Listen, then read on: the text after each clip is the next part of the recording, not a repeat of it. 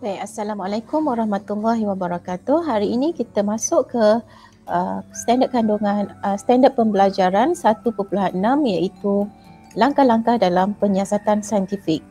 Okey. Di bawah tajuk standard kandungan 1.6, di akhir pembelajaran ini anda sepatutnya dapat membezakan setiap kemahiran proses sains dan juga membuat urutan langkah dalam menjalankan penyiasatan saintifik mengikut urutan yang betul. Okey. Anda juga sepatutnya boleh menjalankan satu penyiasatan saintifik bagi menyelesaikan satu masalah yang mudah. Okey. Eksperimen ini mungkin boleh anda lakukan di rumah masing-masing. Baik, sebelum kita masuk ke proses penyiasatan saintifik, kita ingat kembali kemahiran proses sains yang telah anda pelajari semasa di sekolah rendah. Okey, kemahiran proses sains melibatkan mengukur, berkomunikasi, membuat inference, meramal, mentafsir data, menggunakan perhubungan ruang dan masa, mendefinisi secara operasi, mengawal pemboleh ubah, membuat hipotesis, mengeksperimen, memerhati dan juga mengelas. Baik. Untuk proses memerhati menggunakan 5 deria. Mengelas pula menggunakan pengumpulan objek, kita kelaskan ikut kumpulan masing-masing. Mengukur menggunakan pengukuran piawai. Untuk berkomunikasi ialah perkongsian idea melalui graf, rajah ataupun peta. Membuat inference pula membuat penjelasan berdasarkan pemerhatian. Okey, meramal ialah membuat jangkaan munasabah berdasarkan pemerhatian. Mentafsir data, menyusun dan membuat kesimpulan berdasarkan data yang dikumpul. Menggunakan perhubungan masa dan ruang ialah menerangkan perubahan parameter berkaitan dengan masa. Okey, mendefinisi secara operasi merujuk kepada kebolehan untuk mentakrif objek atau peristiwa berdasarkan ciri-ciri yang boleh diperhatikan. Mengawal pemboleh ubah ialah pengenalpastian dan mengawal pemboleh ubah untuk menentukan kesannya ke atas eksperimen. Membuat hipotesis ialah menyatakan hasil yang dijangkakan bagi eksperimen, dan mengeksperimen ialah masa untuk kita menguji hipotesis, kita menjalankan eksperimen. Okey. Seterusnya, langkah-langkah penyiasatan saintifik. Okey, kaedah saintifik ialah kaedah sistematik yang digunakan bagi menyelesaikan masalah dalam sains. Kaedah ini mempunyai beberapa langkah penting bagi membolehkan sesuatu masalah diselesaikan atau dijelaskan dengan kaedah yang betul. Baik, ini adalah langkah-langkah dalam menjalankan penyiasatan saintifik. Okey, urutan ini perlu diingat dengan urutan yang betul. Okey, kita mulakan dengan mengenal pasti masalah. Okey, mulakan dengan mengenal pasti masalah. Kemudian barulah kita membuat hipotesis. Kemudian mengawal pemboleh ubah. Yang ketiga. Ini yang pertama. Yang kedua, yang ketiga. Yang keempat ialah merancang eksperimen. Yang kelima, menjalankan eksperimen. Yang keenam, mengumpul data. Yang kelima, menganalisis dan mentafsir data. Seterusnya, membuat kesimpulan. Yang ketujuh dan yang ke-8 ialah menulis laporan. Okey, 1, 2, 3, 4, 5, 6, 7, 8, 9. Okey, 9 bukan 8. Maafkan cikgu, tersilap bilang tadi. Okey, menulis laporan adalah proses yang paling akhir. Baik, susunannya ialah tadi bermula dengan mengenal pasti masalah, membina hipotesis, mengawal pemboleh ubah, merancang eksperimen, menjalankan eksperimen, mengumpul data, menganalisis dan mentafsirkan data, membuat kesimpulan dan menulis laporan. Ingat ya, kamu perlu senaraikan ini mengikut turutan yang betul. Baik, mengenal pasti masalah. Mengenal pasti masalah boleh diuji dengan penyiasatan saintifik. Okey? Jadi contoh situasinya, air tertumpah. Bagaimana saya boleh menghilangkan air ini dengan lebih cepat? Okey, jadi masalah yang kita hadapi ialah air ni tumpah, jadi bagaimanakah cara yang paling baik untuk menyerap air dengan lebih cepat? Kemudian kita membina hipotesis sebagai penerangan awal pemerhatian atau fenomena yang sedang dikaji. Hipotesis ini perlulah diuji. Okey, contohnya tuala kain menyerap air yang lebih banyak berbanding kertas tisu. Maka kita ramalkan penggunaan tuala lebih baik berbanding kertas tisu. Seterusnya, kita mengawal pemboleh ubah. Okay, kita kenal pasti dahulu jenis pemboleh ubah, ada 3, dimanipulasi, bergerak balas dan juga dimalarkan. Pemboleh ubah ialah kuantiti fizik yang mempengaruhi pemerhatian atau fenomena sains yang terdiri daripada pemboleh ubah yang dimanipulasi, bergerak balas dan pemboleh ubah dimalarkan. Seterusnya kita perlu merancang eksperimen dengan mereka bentuk eksperimen terlebih dahulu dengan betul. Okay, kita juga perlu memilih bahan-bahan dan radas yang sesuai untuk eksperimen. Dan selepas itu kita bolehlah menjalankan eksperimen. Semasa menjalankan eksperimen, langkah berjaga-jaga mesti diamalkan pada setiap masa untuk mendapatkan data yang lebih tepat. Okay, langkah keselamatan pula perlu untuk menghindari kemalangan. Dan kemudian kita bolehlah mengumpulkan data. Okey, sekiranya eksperimen itu sesuai, kita ulang sebanyak 3 kali untuk mendapatkan bacaan yang lebih tepat. Okey, pengumpulan data dilakukan secara berhati-hati dengan menggunakan alat yang sesuai, dengan mengambil kira sebarang alat rawak atau dengan mengambil kira sebarang ralat rawak atau sistematik yang mungkin berlaku. Pastikan ukuran diulang sekurang-kurangnya 3 kali untuk mendapatkan nilai yang lebih jitu dan tepat. Gunakan jadual untuk merekod data. Okey, kemudian menganalisis dan mentafsir data. Analisis perlu disertakan dengan bentuk komunikasi yang berkesan seperti penggunaan graf dan juga jadual. Graf dan jadual membantu kita untuk mentafsirkan data dengan lebih mudah. Dan akhir sekali kita hendaklah membuat yang kedua terakhir, bukan akhir sekali ya. Yang kedua terakhir ialah membuat kesimpulan. Daripada data yang kita perolehi tadi, kita buat kesimpulan sama ada hipotesis yang kita ramalkan diterima atau ditolak. Sekiranya hipotesis ditolak, kita perlu membuat hipotesis baharu dan melakukan eksperimen itu semula. Okey, dan yang terakhir ialah proses untuk menulis laporan. Ketika menulis laporan, semua data dan maklumat yang penting perlu disertakan. Ia mesti bermula dengan ikut susunan ya, iaitu bermula dengan pernyataan masalah, hipotesis, tujuan, pemboleh ubah, bahan dan radas, prosedur, pemerhatian, analisis dan tafsiran data dan akhir sekali kesimpulan. Baik, mari kita mengkaji hubungan antara panjang sebuah bandul dan masa yang diambil untuk satu ayunan lengkap bandul tersebut. Pernyataan masalahnya ialah bagaimanakah panjang bandul mempengaruhi masa yang diambil untuk satu ayunan lengkap bandul. Hipotesisnya, semakin panjang bandul, semakin lama masa yang diambil untuk satu ayunan lengkap bandul. Pemboleh ubahnya ialah pemboleh ubah dimanipulasi ialah panjang bandul, pemboleh ubah bergerak balas ialah masa yang diambil untuk satu ayunan lengkap bandul dan pemboleh ubah yang dimalarkan ialah jisim ladung. Mari kita lihat apakah alat dan radas yang diperlukan. Okey, kita perlukan kaki retort, jam randik, apit G ataupun pengapit G, blok kayu, ladung, tali dan juga pembaris panjang.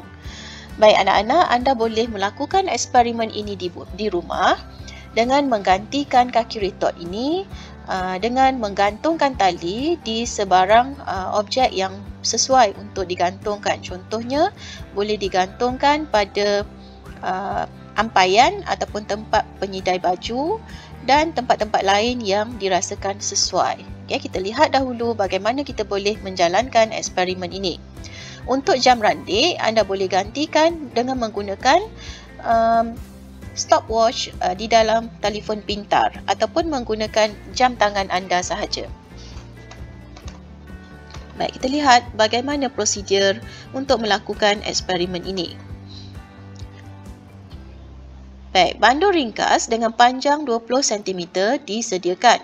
Bandul ditarik ke tepi dan kemudian dilepaskan. Masa yang diambil untuk bandul membuat 10 ayunan lengkap direkodkan. Okey, jadi untuk eksperimen ini, anda boleh menyukat ataupun mengukur terlebih dahulu panjang benang sebanyak 20 cm dan ikatkan pada sebiji batu ataupun jika ada sebarang pemberat, tak kisahlah sekiranya pemberat tu bukan batu ataupun carilah apa-apa objek yang boleh digantungkan dan dia objek yang tidak terlampau ringan lah. Boleh gunakan batu ataupun objek lain yang boleh kamu ikat pada benang. Okey, untuk eksperimen ini kita gunakan ladung lah. Baik, untuk panjang 20 cm, kita ambil dulu 10 bacaan pertama. 10 bacaan pertama didapati 10.9 saat. Kita ulang untuk 10 ayunan lagi.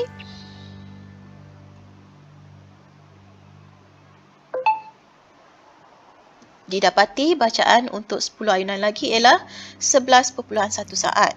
Bacaan pertama dan bacaan kedua ditambah dan dibahagikan 2 untuk mendapatkan purata bacaan.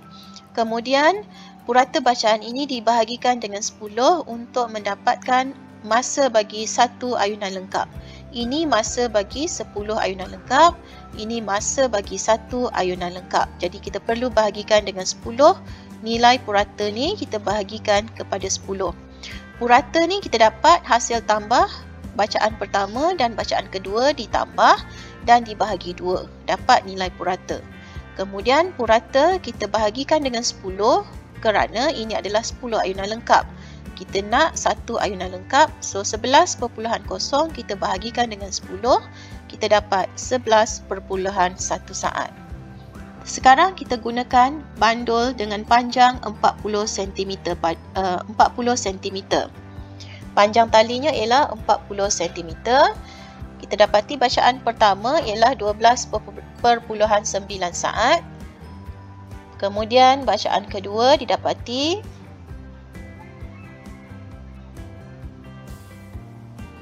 13.1 saat.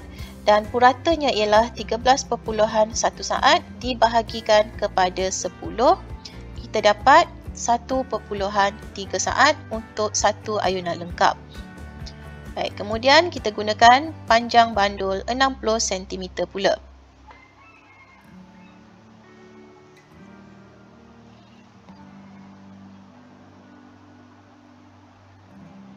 Okey, masa untuk 10 ayunan pertama ialah 14.9 saat. Kita ulang untuk kali kedua, didapati bacaan untuk 10 ayunan bandul sepanjang 60 cm ialah 15.1 saat dan kita bahagikan 2 hasil tambahnya. Kemudian kita bahagikan pula kepada 10. Masa yang kita perolehi untuk 1 ayunan lengkap ialah 1.5 saat. Okey, seterusnya yang keempat, panjang bandul ialah 80 cm. Jadi, kita ambil dulu 10 ayunan yang pertama, masa untuk 10 ayunan lengkap yang pertama.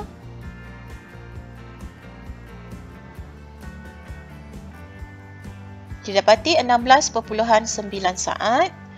Okey, ulang lagi sekali untuk 10 ayunan yang kedua.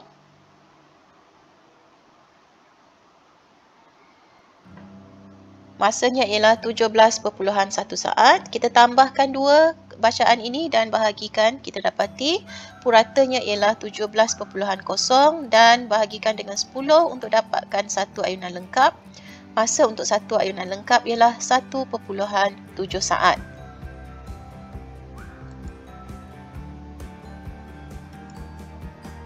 Okey, seterusnya. Kita klik pada setiap panjang bandul untuk memplotkan titik pada kertas graf. Okey, anda boleh buat sendiri di rumah menggunakan kertas graf. Sila plot bacaan ini pada kertas graf masing-masing ya. Okey, untuk panjang 20 cm, masa yang diambil untuk 10 ayunan lengkap ialah 11.0. Jadi kita plotkan di sini. Panjang bandul 20 cm.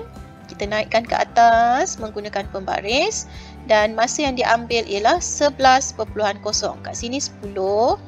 Ini 10, ini masa 10. Jadi 11, sini 12. So bermakna 11 berada di tengah-tengah di antara 10 dengan 12. Kita pangkahkan di sini untuk bacaan pertama.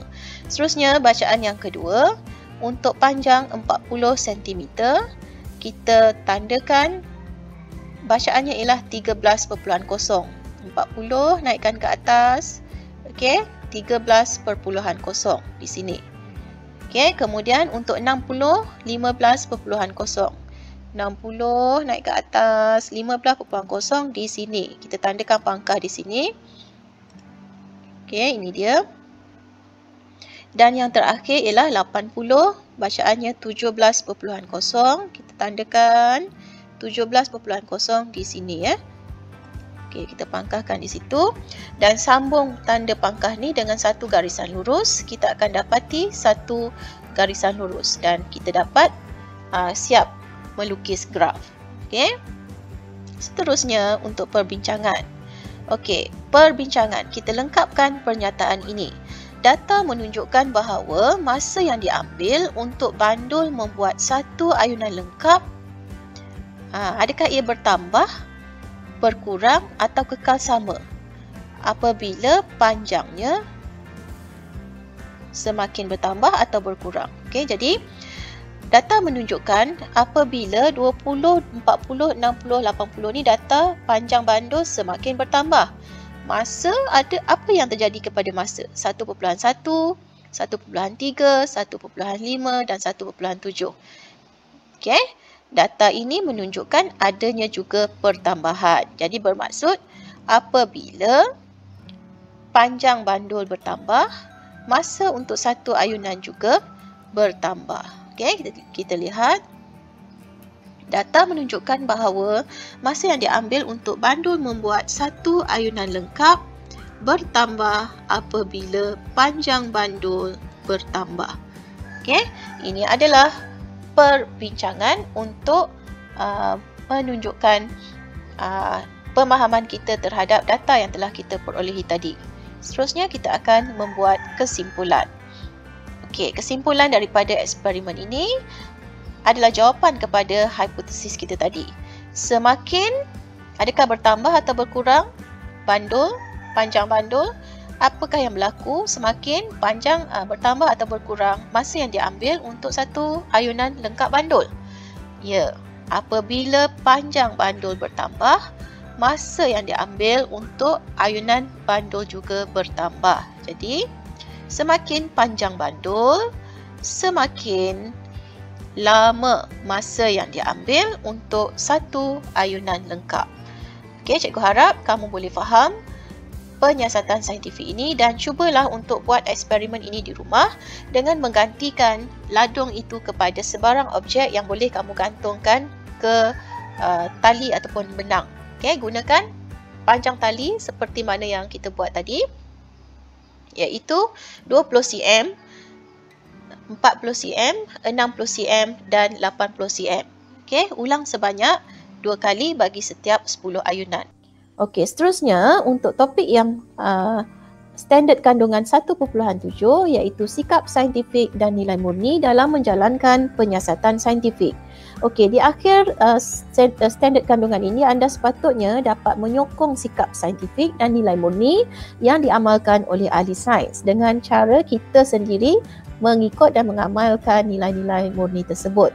Dan yang kedua, mewajarkan keperluan mengamalkan sikap saintifik dan nilai murni dalam menjalankan penyiasatan. Kenapa kita perlu mengamalkan sikap saintifik? Ya? Dan yang ketiga, mempraktikkan sikap saintifik dan nilai murni semasa menjalankan kaedah penyiasatan saintifik. Okey, apakah sikap saintifik yang perlu kita amalkan? Yang pertama, minat dan sifat ingin tahu tentang alam sekeliling.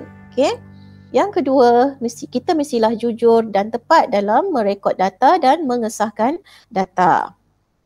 Dan yang ketiga, bertanggungjawab terhadap keselamatan diri, rakan serta terhadap alam sekitar.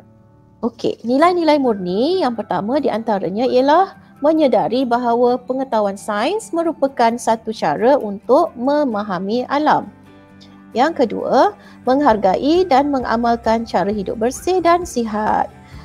Kemudian, nilai murni yang lain ialah menghargai keseimbangan alam semula jadi.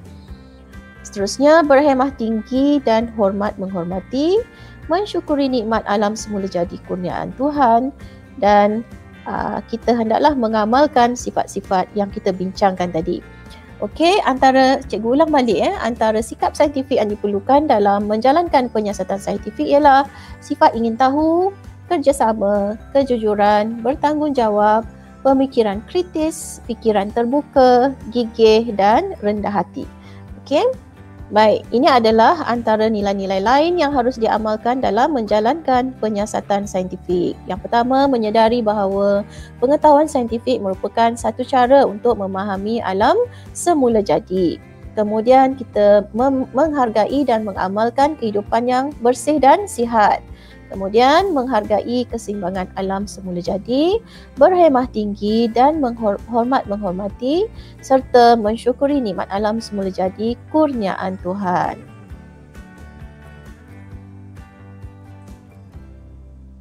Okey, maka tamatlah topik tingkatan 1 untuk bab 1.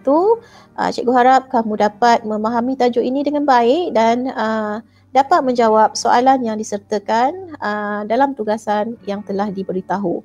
Okey, selamat menjawab, selamat mencuba dan selamat menjalankan eksperimen.